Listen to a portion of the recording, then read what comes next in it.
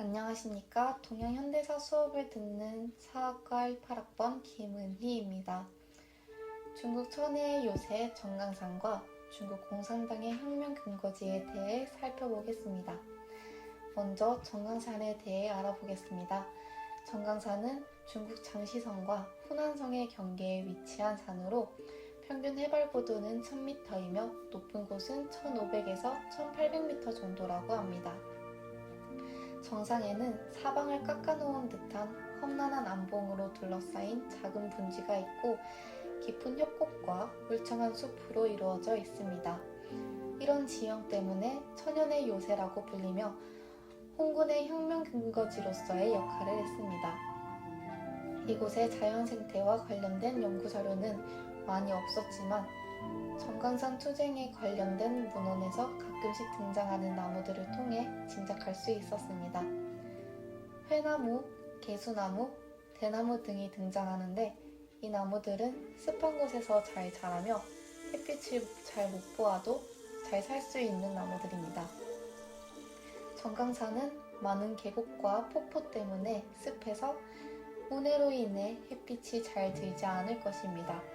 이 운해가 정강산 투쟁에서 홍군의 가림막이 되어줬을 것으로 예상됩니다. 접근하기도 힘들고 잘 보이지 않아 국민당 군을 피해 몸을 숨기며 몰래 세력을 키워야 하는 홍군에게는 최고의 요새였을 것입니다. 다음으로 정강산 투쟁의 배경과 중국 공산당의 혁명 근거지에 대해 살펴보겠습니다. 1924년 국민당 대표 송무는 군벌과 제국주의를 타도하기 위하여 중국 공산당과 합작을 제안했고 중국 공산당원들은 이 제안에 따라 국민당에 입당하고 광동에 있던 국민당 정부에 참여했습니다. 이것이 바로 제1차 국공합작입니다. 1925년 국민당은 북쪽의 군벌을 토벌하는 이른바 북벌 준비를 마쳤습니다.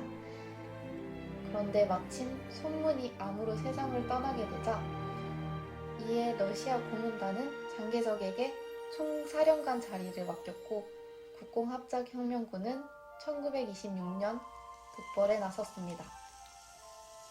제1차 국공합작은 1927년 4월 12일에 끝이 납니다. 국민당 장개석이 그 유명한 4.12 쿠데타를 일으켰기 때문인데요.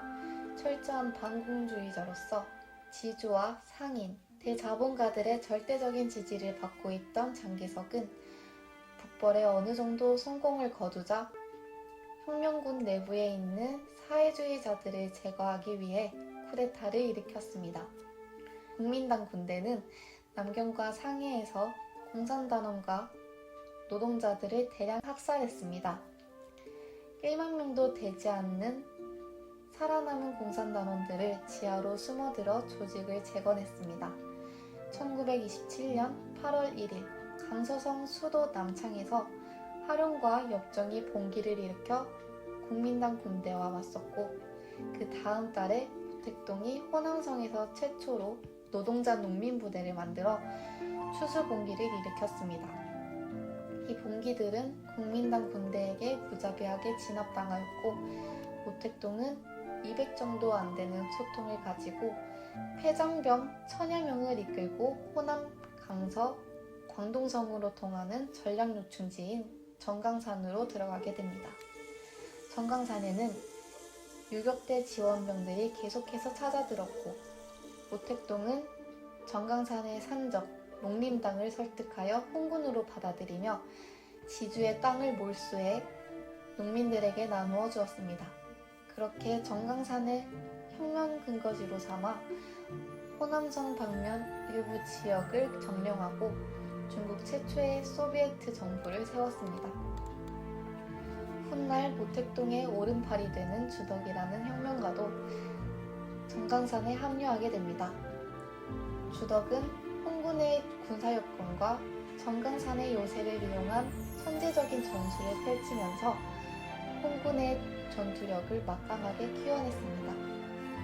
이처럼 뛰어난 군사 지도자와 손잡은 덕분에 모택동은 정강산을 중심으로 한 강서 소비에트 지구에서 정치 지도자로서의 지위를 굳혔습니다. 홍구는 겨우 2해 만에 대부분 장개석 군대에게서 빼앗은 5만 정의 소총으로 무장한 군대로 성장했고, 강서, 호남, 복건성 일대에 광대한 소비에트를 세웠습니다. 그들은 그곳에서 군수 공장을 세우고 산업을 건설했으며 사회주의적 경제 개혁과 교육을 실시했습니다. 홍구는 보잘것 없었지만 정강산 일대에 근거지를 만들어 장기전을 벌일 태세를 갖추고 있었습니다. 장개석은 불과 몇 해 사이에 제법 큰 규모로 성장한 홍군을 소탕하기 위해 그들의 본거지인 강서 소비에트 지역을 청소해야 한다고 결심했습니다.